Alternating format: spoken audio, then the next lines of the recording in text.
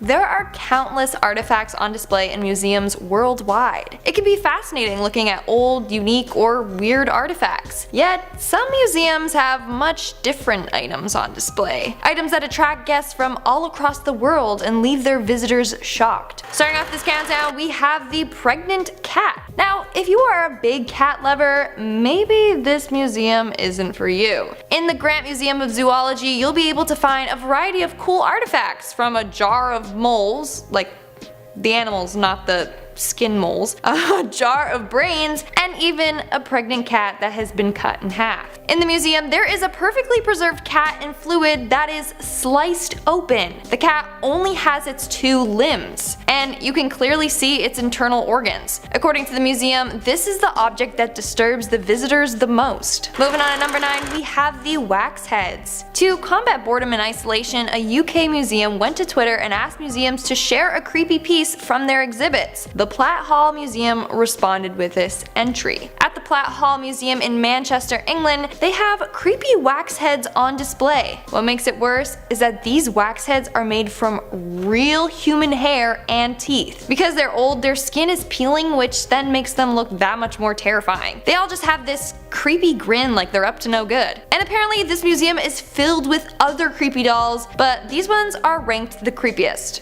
And I understand why. In our 8th spot, we have Ruby. Ruby is a very old doll who is suspected to cause illness to its owners. Being over 80 years old, it was first given to a family whose child then passed away from tuberculosis. The family believes that their daughter's spirit attached the doll after her death. Apparently, Ruby is believed to have caused sickness for generations. Ruby was given to the Traveling Museum of the Paranormal and the Occult, where it's still on display. Coming in at number 7, we have the feet. The Mutter Museum in Philadelphia is filled with odd and disturbing artifacts. One artifact that grosses out a lot of visitors is a jar containing amputated feet. These were the feet from a 45-year-old man that suffered from type 2 diabetes. They were collected in 2012 by the donor who was still alive. They are perfectly preserved in a jar containing ethyl alcohol. So according to the museum, the donor had type 2 diabetes. It ended up damaging the nerves in his feet and arteries in his legs. This led to injuries and sores that didn't heal, and as a result, he had to get his feet amputated. They're pretty gross looking, especially since the skin is just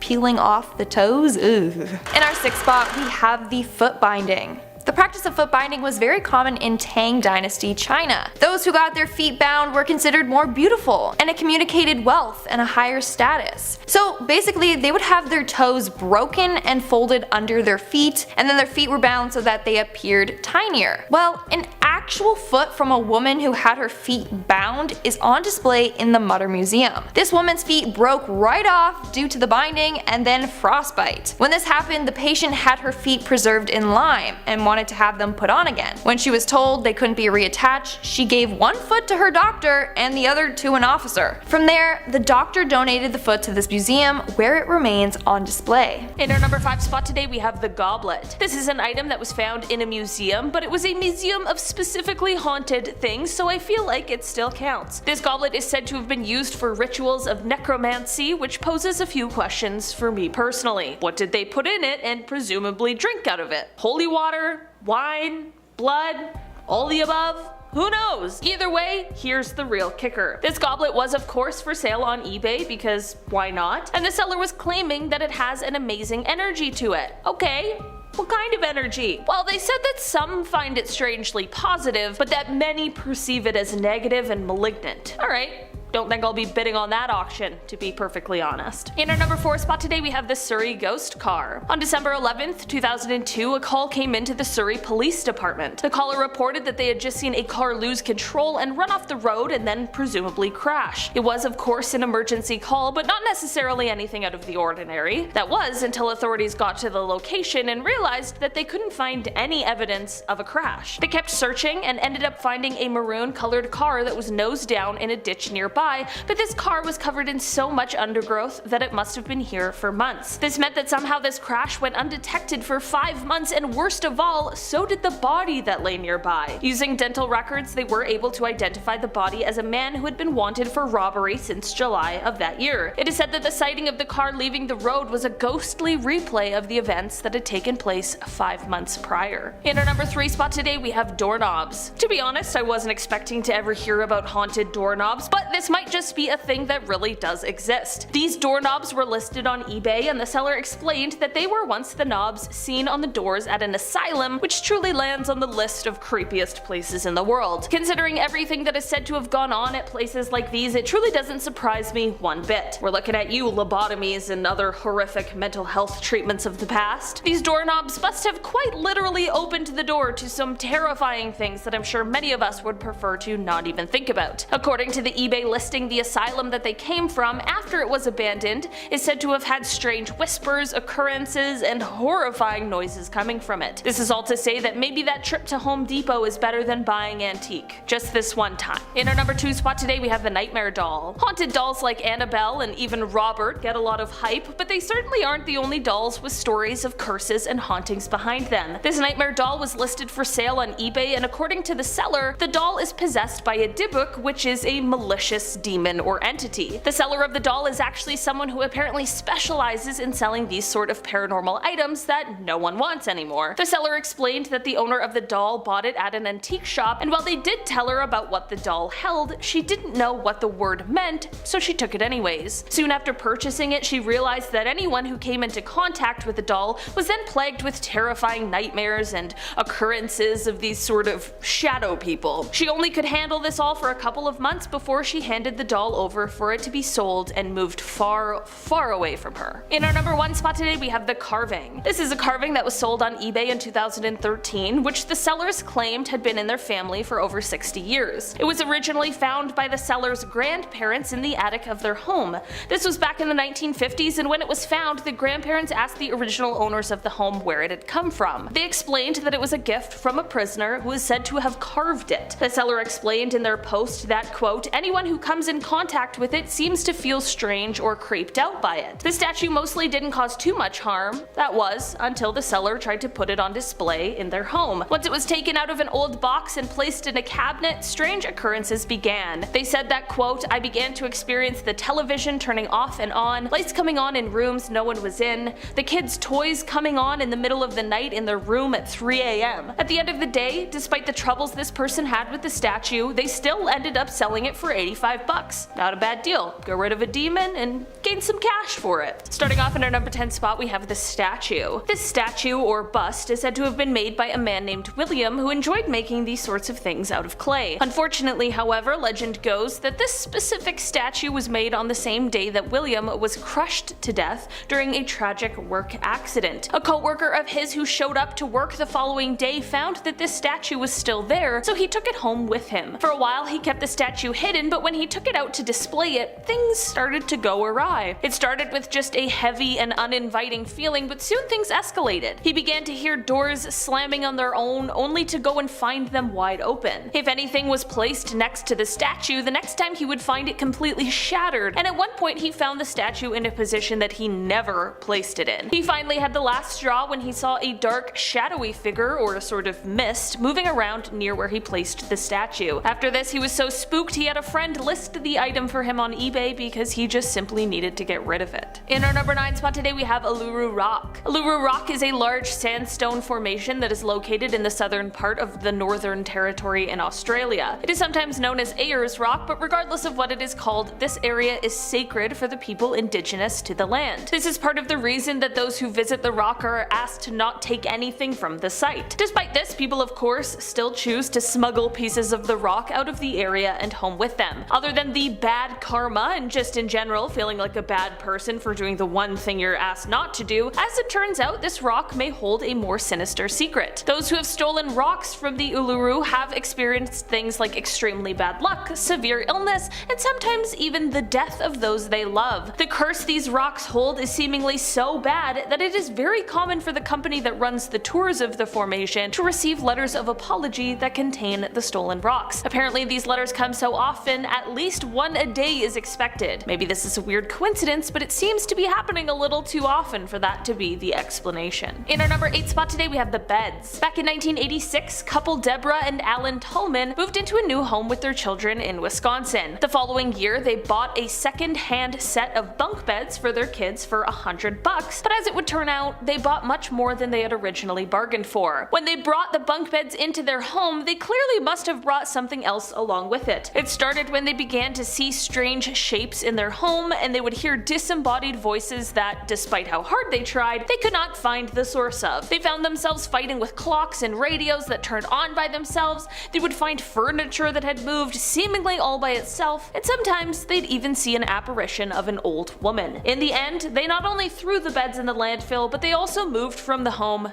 just to be safe. As far as we know, the beds remained in the landfill, but who's to say for sure? In our number 7 spot today we have the Crying Children paintings. These paintings were a series created by an Italian painter who was known as Giovanni Bregolin, but his name was really Bruno Amarillo. Bruno was born in Venice in 1911 and fought in World War II, which ended up being the inspiration for a lot of his paintings. During his time in the war, he saw a lot of suffering, and this is where he got the idea for the series of Crying Children paintings. After the paintings were sold, there began to be reports of fires in all of the places where the paintings were held. While this could have just been a strange coincidence, the weirdest part is that the paintings always remained intact while everything else around them was burned. This quickly became the most talked about thing and was on the front of every newspaper, and the paintings quickly gained the nickname Diablo. It caused the paintings to end up being replicated and mass produced, but none of the replicas hold quite the same powers as the originals. In our number 6 spot today we have the Goddess statue. The Goddess of Death statue is also known as the Woman from the Lem. This artifact was made out of limestone, and it was created somewhere around 3500 BC and was found in Cyprus in 1878. Over the years it has belonged to many different families who all have been ruined and dismantled by death. After the first 6 years of ownership, all 7 members of the first family died. It then moved on to a second owner, and after 4 years death began to come to him and his family as well. There was then a long period where it was unclaimed, but once the third family finally got a hold of it, several members of that family began to die as well. The third family ended up turning it over to the Royal Scottish Museum because it is of course an ancient relic, but legend goes that the museum curator who initially took care of it died within a year of receiving it. So maybe the curse lives on.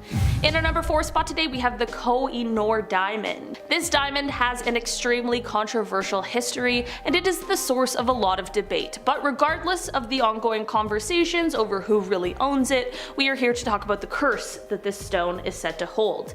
This diamond dates back thousands of years, and its curse is said to only affect men. It is said that the jewel can bring about great wealth, but it can also bring great misfortune as well to those who own it. Folklore states that, quote, "He who owns this diamond will own the world, but will also know all its misfortunes. Only God or women can wear it with impunity." Throughout the history of the diamond, it was passed among many people and rulers who all fought bloody battles while in possession of it.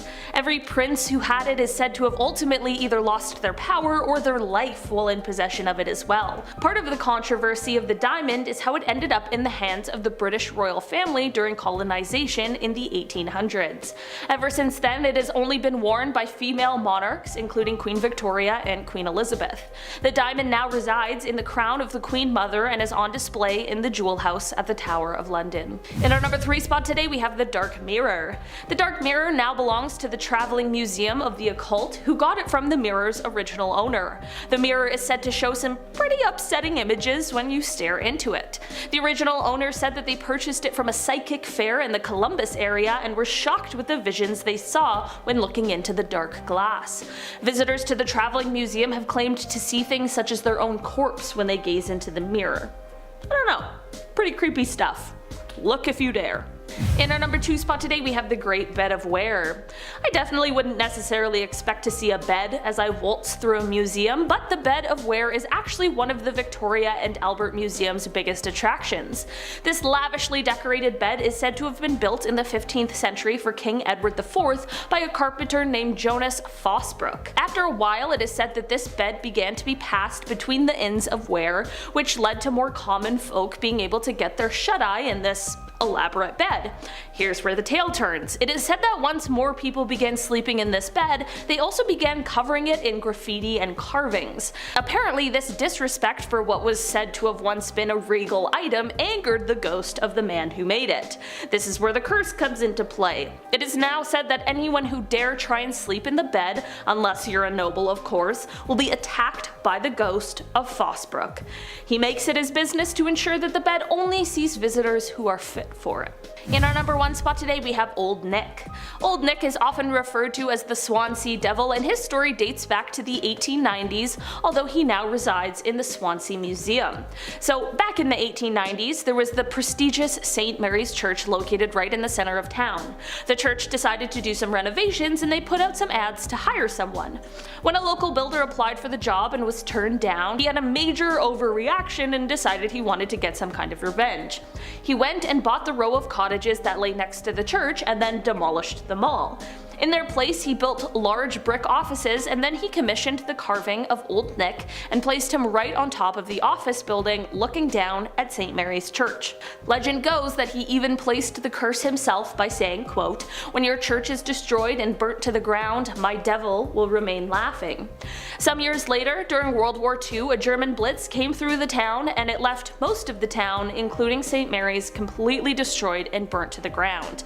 But the office building with Old Nick was undamaged and remained standing. For a while, Old Nick seemed to kind of disappear, but once he resurfaced, there was a petition to put him back to where he was before, as well as a subsequent counter petition to put him far, far away from the rebuilt St. Mary's Church.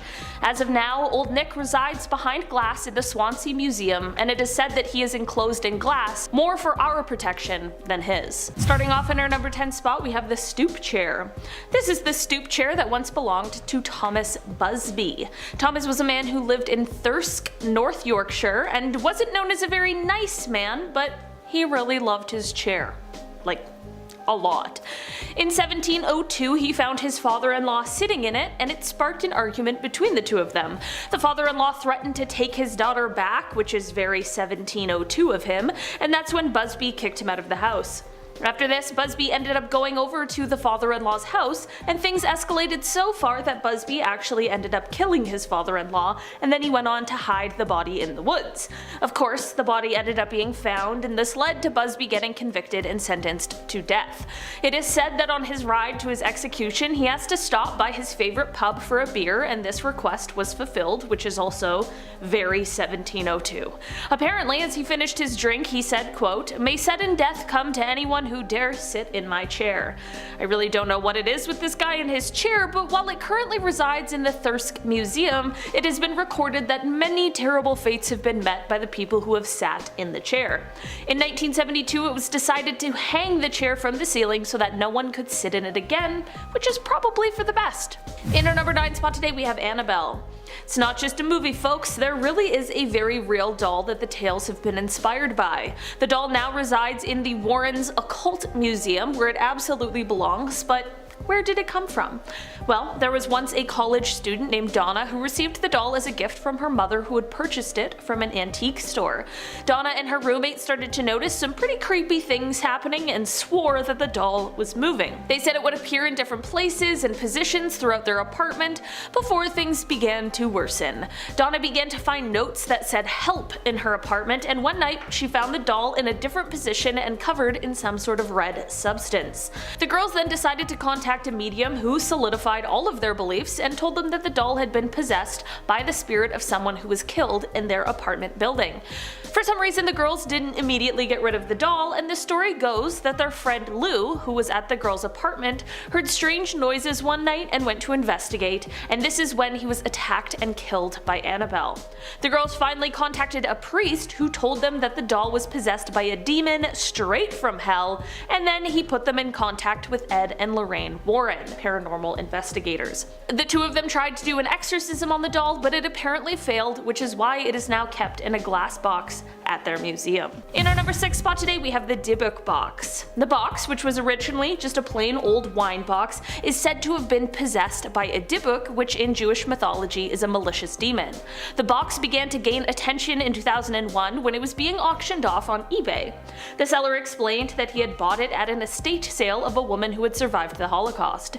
When he first opened the box, he found 2 1920s pennies, a lock of blonde hair bound with a cord, a lock of darker hair bound with a cord as well, a small statue that was engraved, a small golden wine goblet, 1 dried rosebud, and a single candle holder with 4 octopus-shaped legs. Since he bought the box, he reported that strange things began happening, such as really horrific nightmares for him and anyone who had stayed around or touched the box, and when he gave the box to his mother as a birthday gift, she suffered a stroke the same day. The box ended up in the hands of Zach Bagan, who is a paranormal investigator, and it now resides in his haunted museum. The box also gained even more attention in 2018 when Post Malone touched it, and has apparently been dealing with the repercussions of that ever since. So, I don't know what you want to do with that information. Number 5. Screaming Skull of Burton Agnes Hall. An Elizabethan manor house in the village of Burton Agnes, England is home to a paranormal object known as the Screaming Skull. Okay, just the name of the Screaming Skull terrifies me because, like, how? Well, the skull belonged to Catherine Ann Griffith, who died in the house in 1620 after being attacked by bullies. Every night, a terrifying ghost is seen roaming around the skull, making tremendous noises and scaring out everyone who tried to remove the skull. Now, why does Anne do this? Well, she was somewhat of a troubled girl, and she told her sisters that she would never rest unless part of her could remain in our beautiful home as long as it shall last. She made them promise that when she was dead, her head would be served and preserved in the hall forever, and the sisters hesitantly agreed. But when Anne died, she was buried in the churchyard. Then the ghost would come to the house at night and scare everyone. But remembering Anne's dying words, the sisters took counsel with the vicar and eventually agreed that the grave should be opened. The skull was brought into the house, and so long as it was undisturbed, the hall was peaceful and untroubled. Many attempts have been made to get rid of it, but they never could, and it should honestly just stay there forever. Number 4. Annabelle doll. Okay, it's not a haunted list without a haunted doll. Now is it? The Annabelle doll is probably one of the best known haunted dolls in history. Bought in an antique shop in 1970, a woman gave a Raggedy Ann doll to her daughter Donna, who was in nursing school. Let me just say I had my own Raggedy Ann doll growing up, and it always gave me the chills. Now, Donna and her roommate Angie kept coming home to find the doll in different positions and different locations. Then the doll began leaving them notes reading help. A psychic told them the girl was possessed by the spirit of a girl named Annabelle who had died at the location where their apartment complex had been built. But the girl's friend Lou thought there was something more sinister about Annabelle, and she levitated up his body and strangled him until he passed out. The next night, the roommates heard what sounded like someone in the next room. Lou investigated, and he was found screaming with 2 massive claw marks on his chest, although no one else was in the room except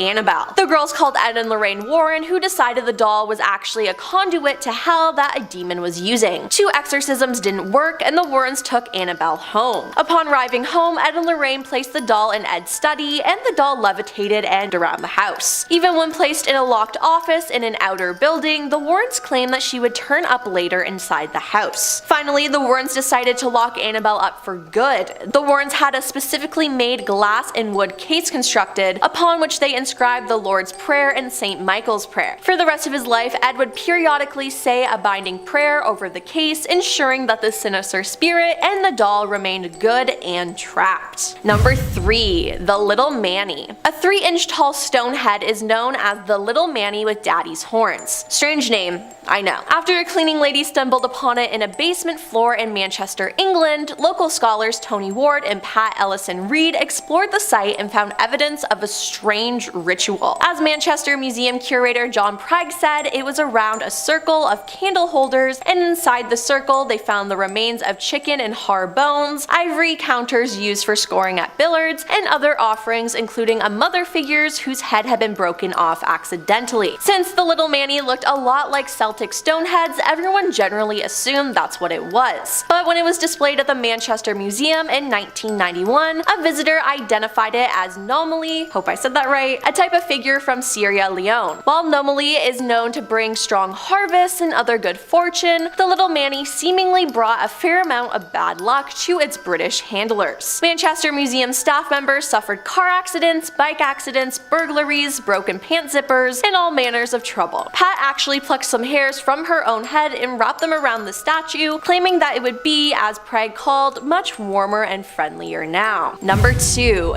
Dybukk box. In Jewish folklore, a Dybukk is an evil spirit. Supposedly, someone accidentally summoned the demon while using a homemade Ouija board, but managed to trap it inside the wine cabinet. The Dybukk box came to light in 2001 when Kevin Mannis purchased it and started having terrible nightmares. He then decided to gift the cabinet to his mother, who suffered a stroke the very day she received it. Not just this, but every person who ever owned the wine cabinet has reported experiencing horrible events. The last owner of the cabinet, Jason Haxton, found out that the box possesses the spirit of a malicious Jewish creature called the Dybukk, who has the ability to haunt and possess the living. Jason Haxton was the director of the Museum of Osteopathic Medicine. He not only had nightmares, but developed a strange skin disease and began coughing up blood. At that point, Jason contacted his local rabbis, sealed the Dybukk back in the box, and then hid it from the world. And coming in at number 1 is the Iceman. The mummy of Otzi, aka the Iceman, was found in 1991 in the Otzal Alps, Italy. It's believed that the Iceman belonged to 3000 BCE, and his body was preserved because of a glacier that surrounded him after he died. However, soon after his discovery, people who were involved with his discovery began to die due to violent accidents. Forensics pathologist Rainer Henn died in a horrific car accident, mountaineer Kurt Fritz died in an avalanche, and hiker Helmut Simon died after falling off a dangerous hidden path. The Iceman then claimed 3 more lives in quick succession between 2004 and 2005. It's thought that anyone who comes in contact with the Iceman will die, and people believe that the discovery of the Iceman is a curse and has the power to destroy mankind. All I'm saying is I would never get close to him. Number 6. Cursed Mirror at Myrtle's Plantation. A historic home and former plantation, the Myrtle's Plantation in St. Francisville, Louisiana is considered one of America's most haunted places. The plantation house is rumored to be on top of an ancient Tunica Indian burial ground, which is just like, duh, of course it's haunted. It is home of at least 12 ghosts, and it's often reported that 10 people had their lives ended in the house. There are many creepy legends surrounding this property, and the tale of the cursed mirror is one of the most famous. According to legend, the former owner of the house, Sarah Woodruff, and her 2 daughters were poisoned by their slave and are trapped inside the mirror. Visitors of the house report seeing handprints, strange marks, and even figures dressed in old-fashioned clothes lurking in the mirror. I feel like being trapped inside a mirror would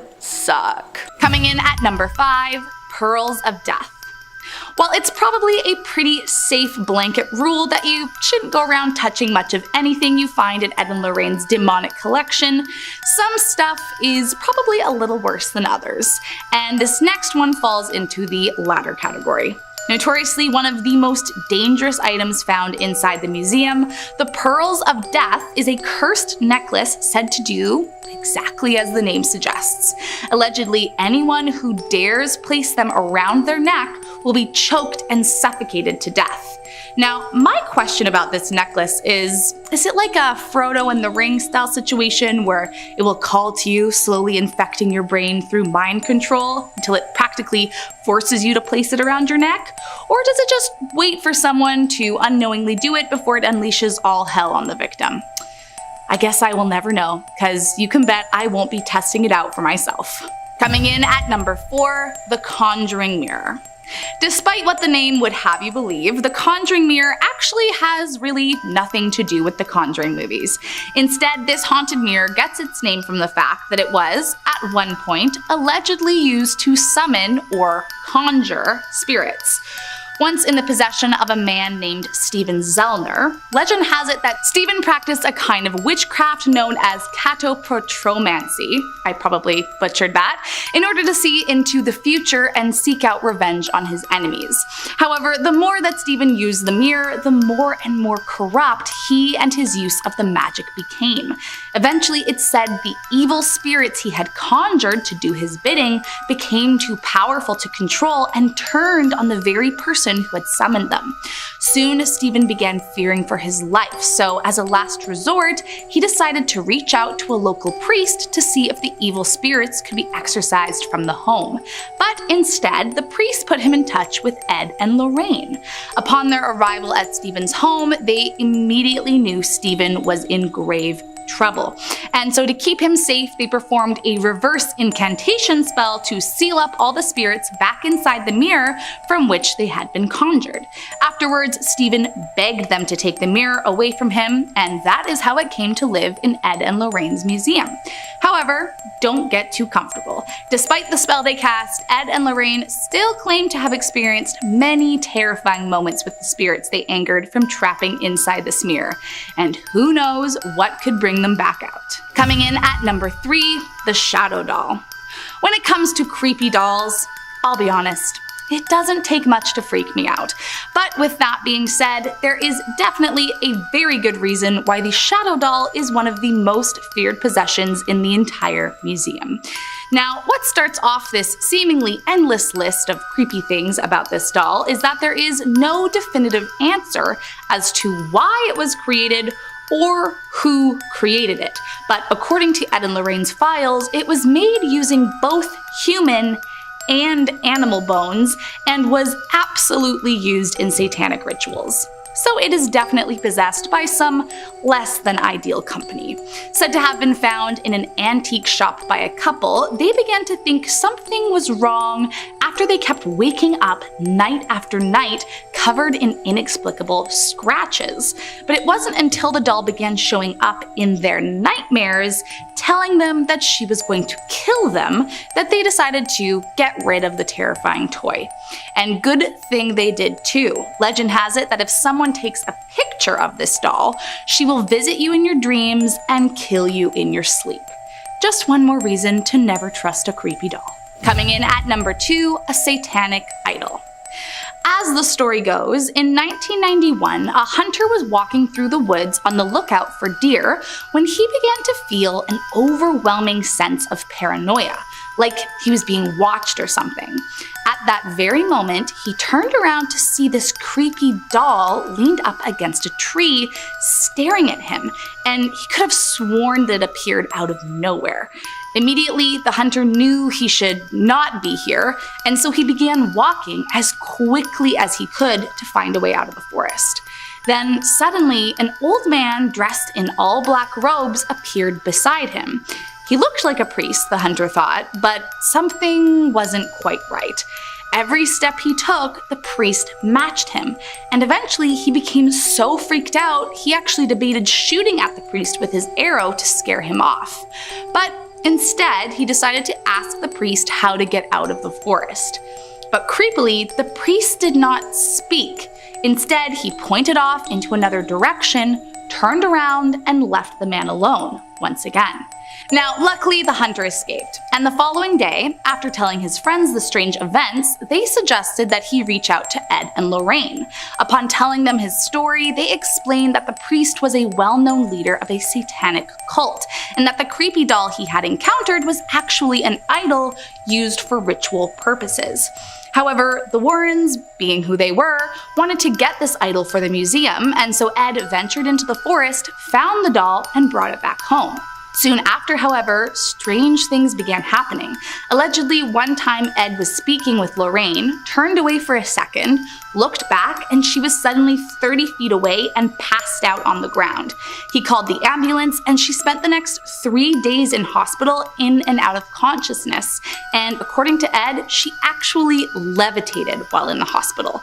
The Warrens always firmly believed that the satanic priest was working through the doll Ed had taken from the forest and was trying to punish them for taking it. Let's just hope no one was ever hospitalized after that. Starting us off at number 10, the toy monkey. So it goes without saying that almost everything that is a notable part of the Conjuring series is also a real artifact that the Warrens found along the way. One of these such artifacts, who made an appearance in both The Conjuring and the spin-off Annabelle Comes Home, is the toy monkey. However, if it wasn't already obvious, it's not something to be played with. As Ed tells the reporters in the Conjuring movie, everything you see here is either haunted, cursed, or been used in some kind of ritualistic practice. Nothing is a toy, not even the toy monkey. So what exactly makes this monkey so scary in real life? Well, allegedly, it is possessed by a terrifying demon who enjoys stalking its victims before eventually killing them. So yeah, not a very nice monkey it seems. Although, nothing you'll find in this museum is terribly friendly. Coming in at number 9, a vampire coffin. As far as creepy looking things go, I have to say this is not one of the scariest looking on the list, but of course, things are not always what they appear. This coffin found at the Warrens Museum is not just called the vampire coffin because of the slightly goofy looking Count Dracula face on the top, but because it was allegedly actually used by a modern day vampire. Now, I'm not saying that this is fictional, but I will say that the details surrounding this are rather few. There is no file stating how modern this modern vampire was, or how it came to be in their possession, but I mean, it's definitely very intriguing. My only question is, where is this so-called vampire now? Was it killed, or is it roaming free? Should we be nervous that a bloodthirsty monster could be on the loose, or was it more of a Twilight vampire situation? I guess we will never know. Coming in at number 8, the famous music box. If you have seen The Conjuring, which by the way, if you haven't, you really should, then you will definitely recognize this next item here. In the film version of the story, the youngest child of the family, April, finds an antique music box in the house and uses it to communicate with the spirit of a young boy named Rory, who was supposedly killed by his mother, Bathsheba, in the 1800s. Now, of course, there are definitely larger things at play throughout the film, but at the end of it, viewers see Ed place the haunted music box inside of the room of artifacts, where it suddenly opens and begins to play its tinny music. Now, in real life, it didn't quite happen like that, but the real music box is safely tucked away in the Warrens Museum. However, legend has it that while it really does contain an evil spirit, it was not properly contained, and so some believe the demon could escape at any moment. Coming in at number 7, tombstones. When it comes to items involved in a satanic ritual, I am sure that the Warrens managed to corner that market. I mean, are there other haunted museums? Absolutely, but theirs is really the one that started it all. One of these allegedly satanically involved items you can find hiding about are a series of tombstones that the Warrens claim were used in a dark occult ritual by those who work on the darker side of the paranormal. However, what makes these tombstones especially creepy is that they reportedly belong to rather young people. And so the Warrens had reason to believe that the young people were not only used as a sacrifice, but then their tombstones were used to finalize the ritual. So, you know, just all around very dark and evil stuff. Coming in at number 6, a brick. It's not all Hollywood-based sensations inside the museum. In fact, one of their most prized and feared possessions looks about as plain as you could imagine.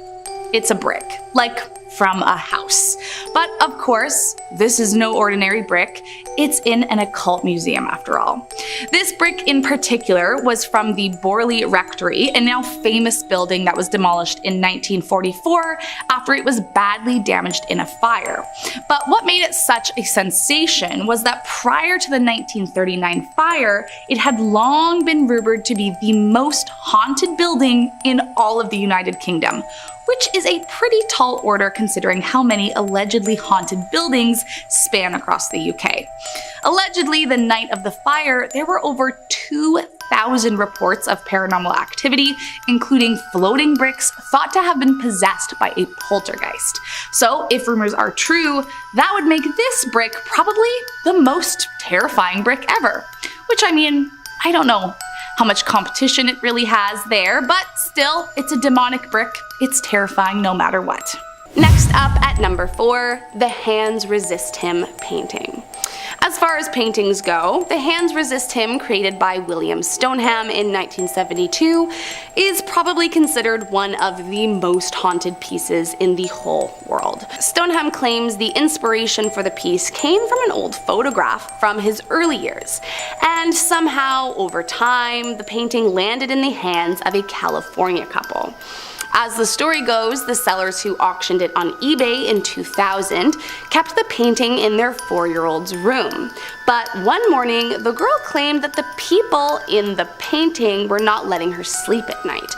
So, for the girl's peace of mind, they set up a motion sensor camera to prove that no monsters were coming out of the painting. However, to their surprise, they captured some truly frightening activity. They awoke to find photos of the boy crawling from the painting, and others where the doll's face had changed to a very angry disposition while holding a weapon. Not only that, it's also rumored to have been responsible for the death of 3 men who came into contact with it at one time or another. Today, you can find it in the back room of Smith's Perception Fine Art Gallery in Grand Rapids, Michigan. But be warned, those that witness the painting often complain of nausea or extreme physical pain while in its presence. Coming in at number 3, Ed Gein's cauldron. So, a little backstory. Ed Gein, aka the Butcher of Plainfield, was a killer and body snatcher between 1947 to 1957. Gein grew up very religious. His mother was a devout Lutheran who taught her sons that women were inherently promiscuous and instruments of the devil. Gein became very attached to his mother, arguably a little too much, and after his father and brother both died, Gein became his mother's primary caregiver. However, after she died in 1945, something snapped and he became a totally different person. He began to visit the graveyards at night, digging up middle-aged women that had similarities to his deceased mother, before bringing the bodies home and mutilating them, using their skin to make covers for his furniture, masks out of their faces, or using the bones for decoration and dishes. Even creepier was when he began creating an entire woman's suit from various different exhumed bodies, as he wanted to be able to become his mother and literally be in her skin. It is believed that this cauldron was used by Gein to not only store the stolen body parts, but primarily to boil them so that the skin could be removed from the bone more easily. Nowadays, this cursed cauldron is found at the haunted Zach Baggin Museum and is definitely one of the most terrifying things found inside. Next up at number 2, Peter Kurten's head. Inside the Ripley's Believe It or Not Museum in Wisconsin is one of the most haunting objects you could come across: the severed head of a dead man. But who's the guy? Well, none other than the vampire of Dusseldorf, Peter Kurten. To give you a bit of context, Peter Kurten is widely considered one of the most cruel, sick, and deranged men of the 20th century. Between 1913 to 1929, he was a rampant killer and predator, responsible for the death of 10 people, on top of another 31 attempted killings among his 68 crimes total. While in court, he received the nickname Vampire of Dusseldorf for reasons I'm sure you can imagine, and after freely confessing to all his crimes with no remorse for his cruelties, he was sentenced to execution via the guillotine. But his atrocities did not end there. In fact, shortly before he was executed, he famously turned to his psychiatrist and asked, quote, "Tell me, after my head is chopped off, will I still be able to hear, at least for a moment, the sound of my own blood gushing from the stump of my neck? That would be the pleasure to end all pleasures." Following his beheading, his head was then bisected and his brain was removed in order to be studied.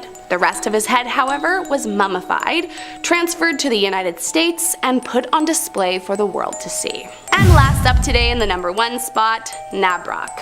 In 17th century Iceland, there was a well-known witchcraft ritual where people would create pants out of the skin of the deceased in hopes of a better life for them and their families moving forward. Called nabrok, meaning corpse breeches, or more commonly referred to as necropants nowadays, the pants were made as a talisman to magically summon more money for whoever made them. However, there was a catch. The man in question had to have consented before death, and the deed could only be done after the burial had taken place. Once loved ones said their goodbyes, you were free to dig up the corpses and peel off the skin, being careful to keep it all in one piece. It was believed that no holes or tears could occur, otherwise the power of the necropants would be lost. But disgustingly, it didn't stop there. Once you had fashioned the pants and put them on your person, the ritual demanded you head out into the village and steal 1 coin from a destitute widow. From there, the coin was to be placed in the groin of the pants, along with a traditional Icelandic sigil for the ritual to be complete. There is only one known pair of such pants remaining today, and it's held in the Museum of Icelandic Sorcery and Witchcraft. And if you ask me, they are just about the most terrifying thing that I can think of. Starting us off at number 10 is the death van. During the mid to late 90s, Dr. Jack Kevorkian became a notorious figure after being convicted for second-degree homicide for his role in the voluntary euthanasia of over 130 patients. Through the trial, his reputation earned him the nickname Dr. Death, and he ended up being sentenced to 10 years for his deeds. Now, despite the negative narrative, the doctor always fought back, claiming to be aiding the terminally ill end their lives on their own terms, and had set up an old 1968 Volkswagen van to get the job done. Now, whether you believe he was innocent or not, the fact of the matter is that at least 130 people died in this van, so naturally it has developed quite the reputation as a haunted object. So much so that at one point in time it was being sold on eBay for nearly $4,000. However, nowadays you can find it at the eternally haunted Zach Baggins Museum, where the ghosts of those who died are said to wander the museum, spooking visitors at all hours of the day. Coming up next at number 9 is Wheelie.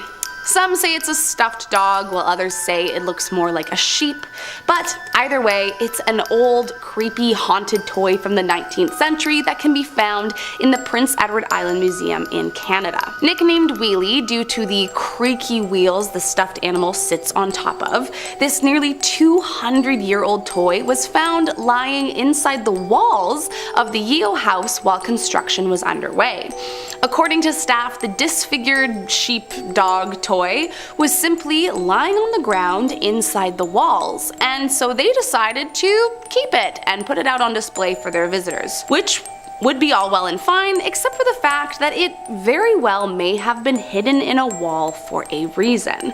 Apparently, Wheelie is known to wander around all by himself, and is often found hiding in a different spot than where he was left the night before, which, if horror movies have taught me anything, is never a good sign. Coming in at number 8, hair. Now, I will admit this is not a single object that can be found in a haunted museum, but it is definitely an exhibit that will make your skin crawl. Inside the Avanos Hair Museum in Turkey, yes, you heard that right, is literally a floor-to-ceiling cave-like room with countless little snippets of hair surrounding you at every angle. In fact, to be exact, there are 16,000 different hair samples adorning the walls. I'm sure you're wondering how such a museum began in the first place. Well, the common folklore is that a local potter once asked a dying friend to leave him a snippet of her hair to remember her by. The friend obliged and cut a small piece of her locks for the potter. From there, the potter placed the gift in his shop, and apparently this inspired visitors who began following in her footsteps and gifting locks to be displayed in his shop along with the original, until eventually the shop was overrun by hair. And don't worry, if you want in on the fun, or creepiness, depending on your feeling about hair, guests are encouraged to leave behind a little sample themselves. Just ask the staff for some scissors and your wishes will be granted. Number 5. Restricted Aboriginal art. While some collections are kept out of sight for museum visitors because they're, extremely scandalous in nature or they're live bugs, others are kept in secret rooms out of respect. In the National Museum of Australia, David Couse, senior curator of the museum's Aboriginal programs, he wrote this long report explaining the choice to hide these artifacts from history. Now, David himself has said, and I quote, that it is the responsibility of museums to respect the cultures they want to depict. The public use of Aboriginal secrets and or sacred objects is not consistent with this responsibility, end quote. In order to gain access to these restricted Aboriginal objects, these beautiful pearl shell ornaments, you need permission from traditional Aboriginal custodians. Can't just get a fast pass and go take a peek. Not that easy, my friends. Number 4.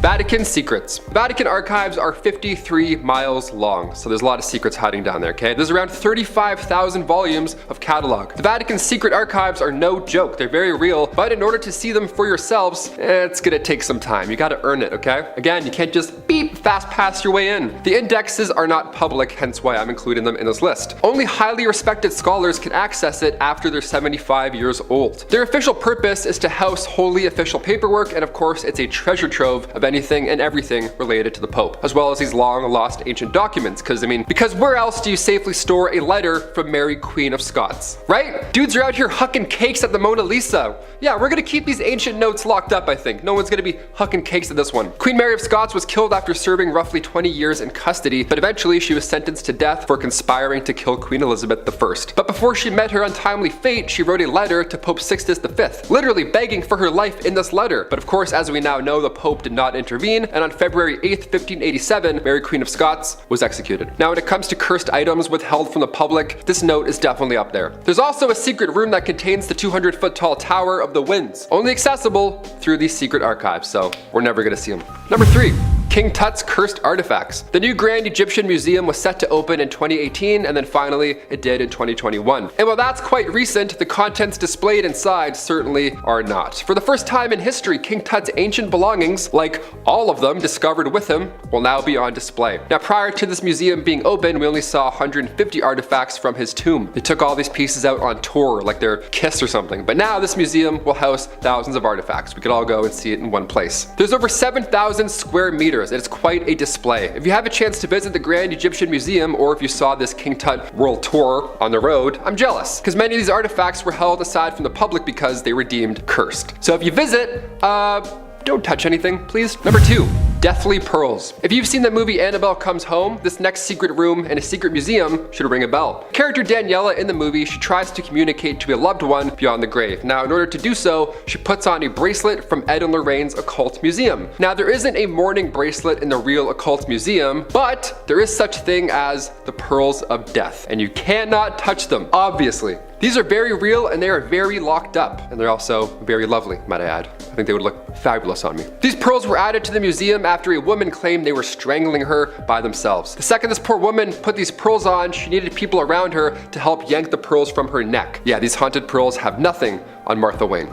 Don't touch them. And finally, number 1. A secret bowling alley. We'll end this list on a fun note because it's almost Friday and I'm here to have fun. And because this is probably the coolest one on this list, in my personal opinion. The Frick collection resides in the former home of Henry Frick, of course. This is on Manhattan's Upper East Side. A handful of you have probably been here. Again, I'm jealous. This collection is a museum in itself. It contains paintings, sculptures, furniture, all historical, and all made from European artists from as far back as the 13th century. The mansion itself is rather new. That was built in 1913, and of course it was also used as the Frick's family residence. A rich family in the early 1900s. You already know there's some secret rooms, right? Areas closed off to the public, but what's hiding in there, right? What are we missing? Well, we're missing fun, rich family stuff. Like, a 2-lane bowling alley built in 1914, and a billiards room, and a wood shop, and even a tiny diner, in case you get hungry. You and your rich purge family, you can go eat in a secret diner. There you go, enjoy it, 1900s. Kicking off the list at number 10. British Museum's adult room. Okay, young ones, hide your eyes, here we go. We'll kick this list off on a scandalous note. The British Museum, they have a long lost adult themed room, to put it lightly. The museum itself dates back to the mid-1700s. In its initial opening, the museum only let 10 people in at a time. Now, of course, it holds many more people every day, but some collections, not everybody can handle. In the Victorian era, the museum had a secret room for obscene objects, or objects that are deemed perverse. There's a part of a temple wall that shows, you know, the dirtiest deed being done. In the collection includes a Roman terracotta lamp that depicts a naked woman on a crocodile. Number 9.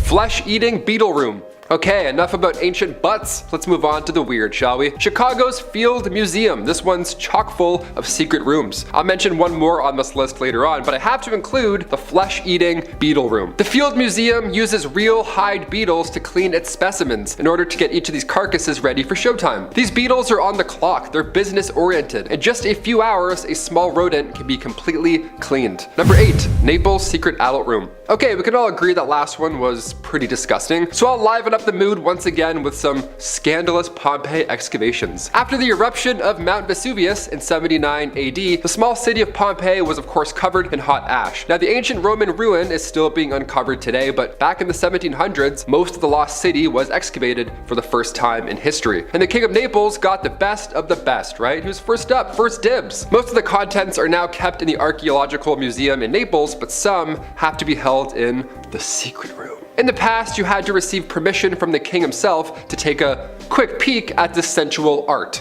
Number 7. Medici Chapels. This one begins with an epic discovery, okay? Back in 1975, the director of the Medici Chapels Museum in Florence, Italy, was searching for a new exit route for visitors. He was trying to expand whilst controlling traffic a little bit more, right? We love big moves. Now, in doing so, the director himself stumbled across this trap door beneath a closet. There also lies a few clues on the walls. There are sketches and drawings, the style of which seems to belong to one Leonardo da Vinci. Yeah, this is pretty big news. This room was immediately closed for renovations. It was held a secret until 2020, so for many, of course, this is still widely unknown, so I hope you learned a thing or two so far in this list. If you live in the area, go check out some ancient trapdoors in Italy. There you go. Number 6. Secret insect room. If you're in Liverpool and you love insects, oh boy, do I have just the tea for you. Let's go. Inside the World Museum in Liverpool lies a secret room, and inside it contains around 1 million insects. Don't worry, these ones are dead this time around. This collection began back in 1855. The 13th Earl of Derby, he's like, you know what? I need a cupboard full of shiny bugs. Let's make it happen, gang. Yeah, let's do it. Thousands of specimens now hide in this room, including the world's largest beetle and a moth with the largest wingspan. Big old shirt with wings. There you go. Imagine Night at the Museum, but it takes place in the World Museum in London. Bugs everywhere. Ben Stiller would not make it out. No way. There would not be 3 sequels. In our number 5 spot, we have the Museum of Death.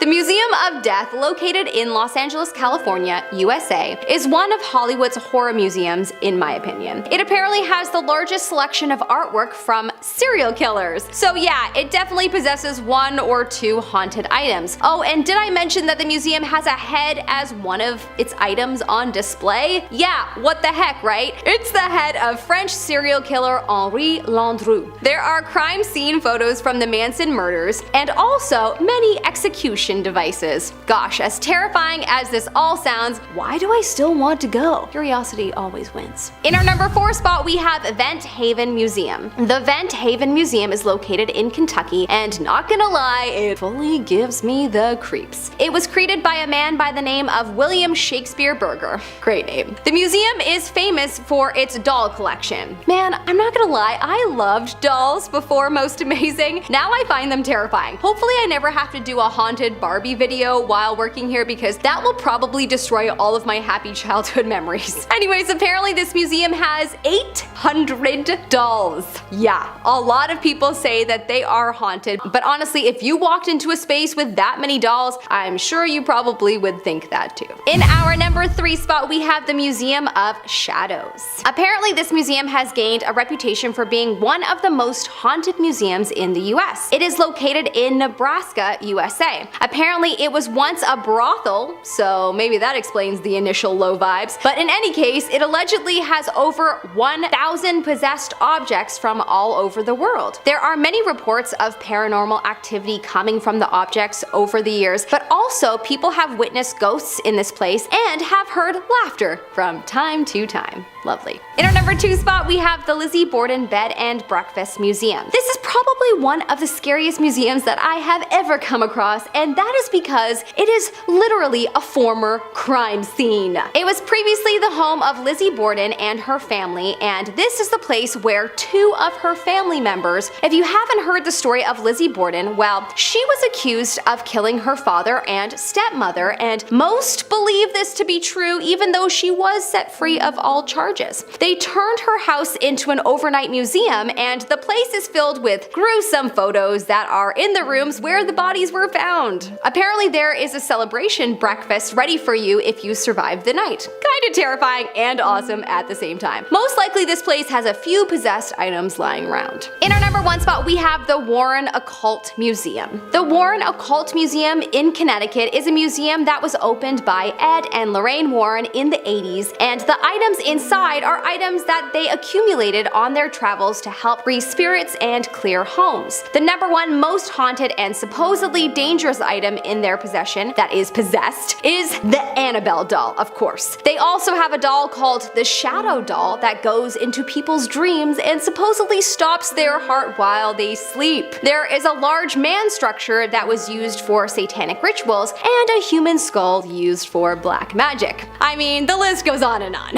These guys aren't even hiding their possessed items, they're just owning them and showcasing them for the world to all get creeped out. Coming up at our number 10 spot, we have Zach Bagans' The Haunted Museum. Zach Bagans' The Haunted Museum is called a haunted museum for a reason. Located in Las Vegas, there's some pretty scary stuff in there. It is known for having possessed objects, and it is proud to do so. From a painting with the real ashes of Charles Manson painted into the eyes of a portrait of him, to Ted Bundy's glasses, this is a museum with some of the most low-vibe items from some of the worst criminals, and so obviously it would be haunted and the items would be possessed. I mean, they advertise it in the name, so they own it. In our number 9 spot, we have the Swansea Museum. The Swansea Museum is said to have one very possessed item, the Swansea Devil. This is an item that looks like the devil, and people have confirmed that they definitely think it is haunted. It has a pretty interesting backstory actually. In 1890, an architect by the name of Sir Arthur Bloomfield beat out a local architect for the job of rebuilding the ancient St. Mary's Church, and the local architect was not okay with it. Apparently, a few years later, he ended up purchasing a row of cottages facing the church, and so he tore them down and built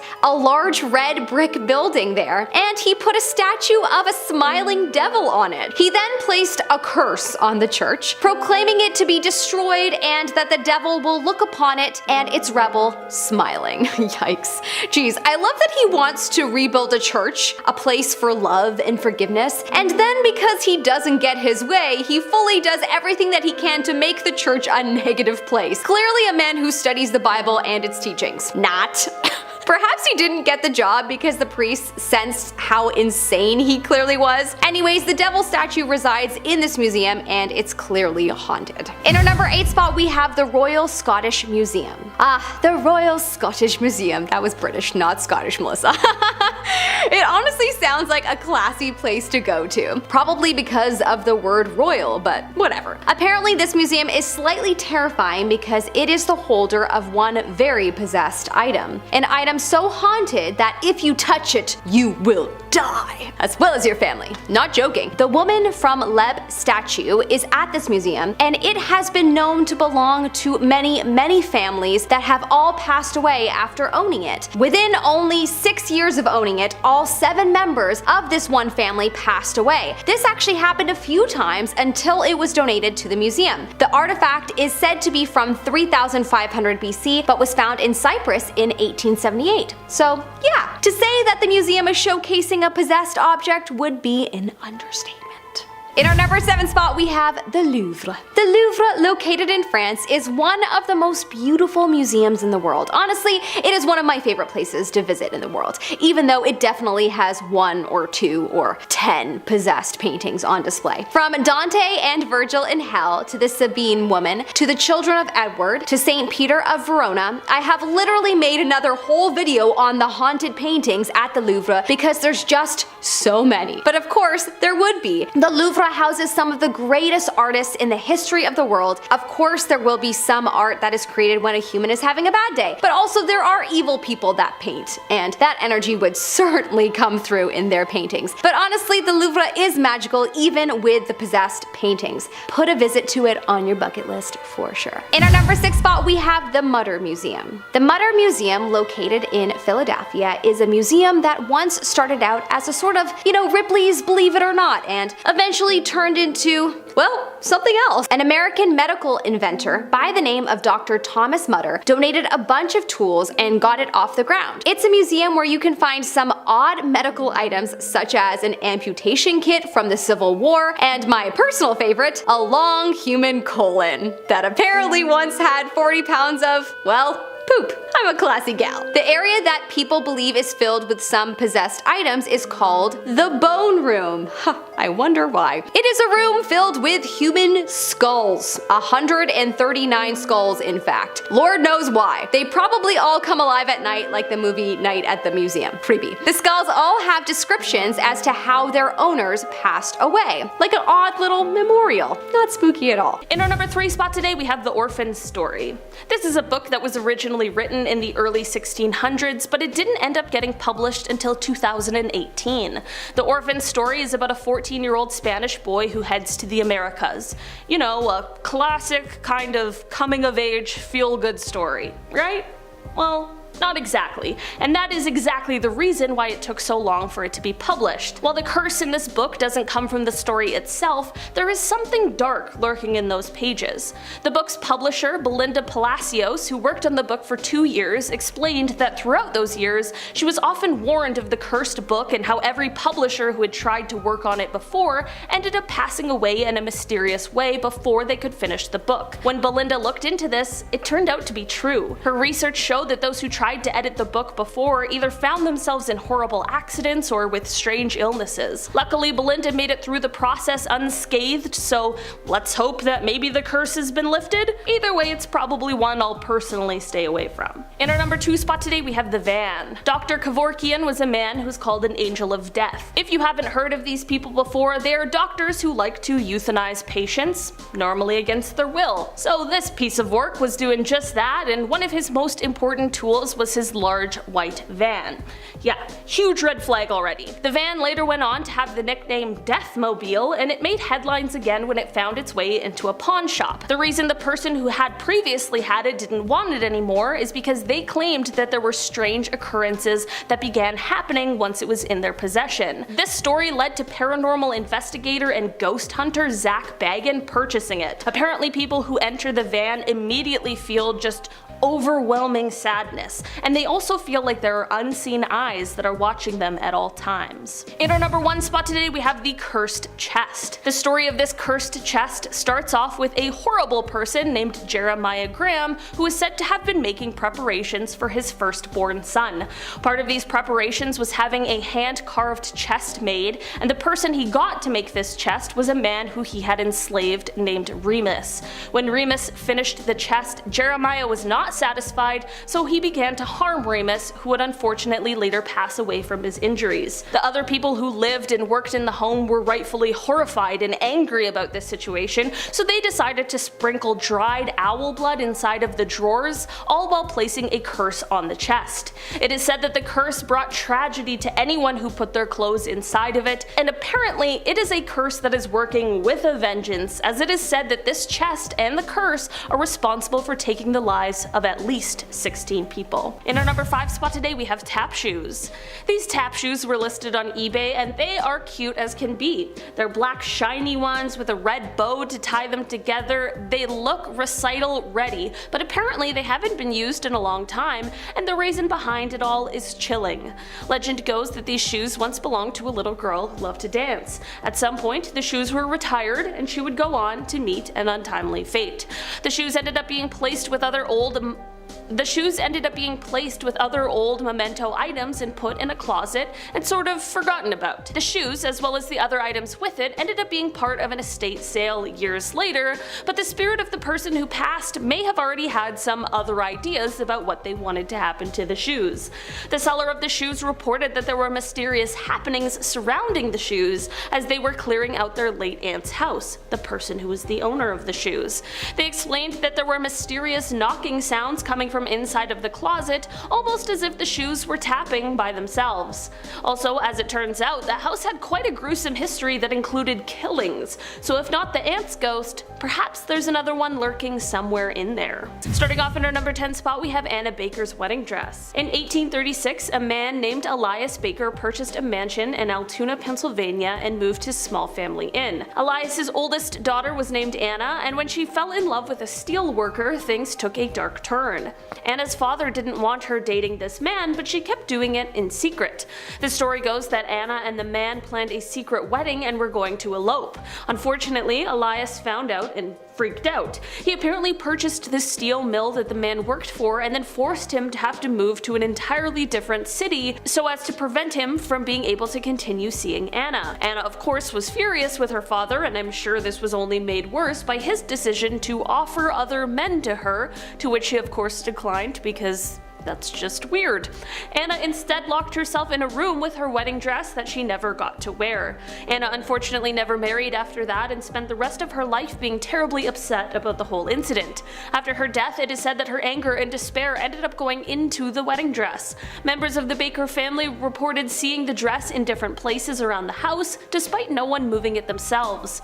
Some have even reported seeing Anna's spirit dressed in the gown around the house as well. In our number 9 spot today, we have the Golden Eagle. This car was a 1964 Dodge 330 limited edition, and it has been blamed for the death of around 14 people, which, like, how do we even let it get that out of control? It is said that the car started out as a police car originally, but there were 3 officers assigned to this car who all ended up taking their lives and other people's lives in horrible ways. Not in the car, but still super weird that this all seemed to happen after they had been using the cars for work. Because of this strange correlation, it ended up being sold off to another man. Throughout the 80s and 90s, it is said that because of the rumored cursed car, it became a point of interest for vandals. People began vandalizing the car only to meet their own untimely fates, which were all met in strange ways. For example, it was said that one vandal died from being struck by lightning. It is said that the curse is so strong that one person decided to merely touch the car and it sent him into madness as he went on to commit atrocious crimes after that I cannot even detail here on YouTube. The car now belongs to Wendy Allen, who supposedly collects and decorates haunted cars for a living, so it seems as though it's finally found its home, far, far, far away from anyone else. In our number 8 spot today, we have the Blarney Stone. For hundreds of years, the Blarney Stone has resided within Blarney Castle, which is near Cork, Ireland. The stone is a piece of limestone, and legend says that those who give the stone a smooch will then be given the gift of the gab. This little smooch can bestow the power of being able to talk your way out of any situation, which would be incredibly useful, but there are those who always try to indulge in too much of a good thing. The issues start when you attempt to take a piece of the stone, no matter how small, away from its home. Those who don't follow the rules and take the stone end up being cursed with bad luck. Every year the castle receives parcels from greedy tourists who tried their luck at stealing portions of the stone. These parcels are returned with the intention of lifting the curse of misfortune. It is said that once the stone is returned, the curse will be lifted, which is most definitely good news. So I guess the moral of this curse, however, is to not be greedy and to just follow the rules. In our number 7 spot today, we have the Terracotta Army. The Terracotta Army was discovered in China, and it is a massive piece of funerary art that is thought to be one of the most massive archaeological finds of modern times. It truly is incredible, and it's something that's been attracting tourists from all over the world since its discovery, but for those who did the discovering, well, things haven't been going so well. In 1974, there were 7 farmers who happened to stumble upon this huge discovery, and you would think that this would come with some kind of a reward, but instead, things have been going terribly for them. Soon after the discovery, the government claimed their farmland. After this, their homes were demolished in order to make way for the exhibition halls and gift shops that were to come. They didn't just get nothing for the discovery, they ended up losing because of it. This is exactly why many people believe that perhaps with the unearthing of this huge huge piece of art, they also dug up some sort of curse that was buried long ago. In our number 6 spot today, we have the Myrtle's Plantation Mirror. Myrtle's Plantation is located in St. Francisville, Louisiana, and it is said to be one of the most haunted places in the entire world, which seems like that would make a lot of sense. One of the reasons for this spooky reputation is because of a mirror that resides inside of it. It is said that this mirror holds the spirit of Sarah Woodruff and 2 of her children. Legend goes that a woman named Chloe was a slave at the plantation, and she drew up a sort of plan to get revenge on the owners of it, Sarah and her husband. Chloe baked a cake full of poison for them, but in the end, the rest of the family, except for the husband, ended up consuming the poisonous cake. When they passed away, it is said that their spirits went into the only mirror that was uncovered at the time, thus this haunted mirror was born. People who have since visited the plantation have claimed to see the family in the reflection, as well as handprints on the glass, despite the continuous polishing. We are now at our 5th and halfway mark with the head. Alright guys, don't lose your head over this next one. But the head of the French serial killer Henri Desiré Landru is on display at Hollywood's Museum of Death. Between 1915 to 1919, Landru killed 7 women. Later on, he killed 4 other individuals. Apparently, he would use Lonely Hearts ads to lure widows to his house, then he would chop them up and burn their bodies in his oven. As a result of his crimes, he was executed by the guillotine in 1922. From then, his head was saved and is now on display, and it looks pretty terrifying. In our 4th spot, we have the crone. The crone is a supposed haunted wooden figure on display at the Traveling Museum of the Paranormal and the Occult. The figure is of a person with nails in its eyes and a noose around its neck. 2 hikers found this artifact in a cave in the Catskill Mountains. They took it home, and apparently weird paranormal activity occurred. Objects would move around in their home, faucets would turn on by themselves, and they would find unexplained wet footprints around their home. First off, you kinda had it coming if you thought it was a good idea to bring that creepy object home with you. They gave this artifact to the museum after seeing an apparition of an old naked woman in their living room. But even at the museum, the paranormal activity won't stop. The owners, Dana and Greg, claim that they too witnessed the wet footprints, and sometimes the museum's lights flicker on and off. Furthermore, 2 men that mocked the figure almost died that night after skidding out of control into oncoming traffic. Now the figure is locked away and no longer on display. In our 3rd spot, we have the plague mask. This creepy looking mask is what people would wear back in the day during the plague. Back then, doctors and citizens had no clue how the plague was spread. They thought maybe it was from contaminated water or from foul air. As a result, they would wear this protective mask. The face is covered by a cotton velvet mask, and the wearer breathed through the beak, which contained herbs or sponges soaked in vinegar. It was thought that this would filter out the bad air. Then there were glass lenses that covered the eyes in case the illness spread by eye contact. Like, can you imagine that? Just looking at someone in the eyes and then getting sick? That would be terrible. There was also a cloak-like leather piece to wear with the mask to cover the entire body. But can you guys imagine if we had to wear that right now? Like, that would suck. Plus, these things look terrifying. Moving on at number 2, we have the Museum of Mummies. For those of you who have watched the movie Night at the Museum, what's one museum you would love to spend the night in? Keep in mind, all the exhibits would come to life just like in the movie. Let me know in the comments below. I don't know what museum I would choose, but I know which one I wouldn't choose. El Museo de las Momias, aka the Museum of Mummies, is a museum in Mexico that contains over 100 mummified bodies. Now, how did they get so many? Well, from 1865 to 1958, a town in Mexico made relatives pay a grave tax. If you couldn't pay it for 3 years in a row, then your loved ones were dug up and evicted from their spots. They would then move these bodies to a spot underneath the cemetery. They eventually dug up so many bodies that they just formed a museum. What's disturbing is that some of the mummies have creepy, distorted, twisted faces. But because of the dry soil conditions, they were all well preserved. Creepy, but well preserved. And in our number 1 spot, we have the human colon. I swear, the Mutter Museum is home to the creepiest artifacts, including a 9-foot long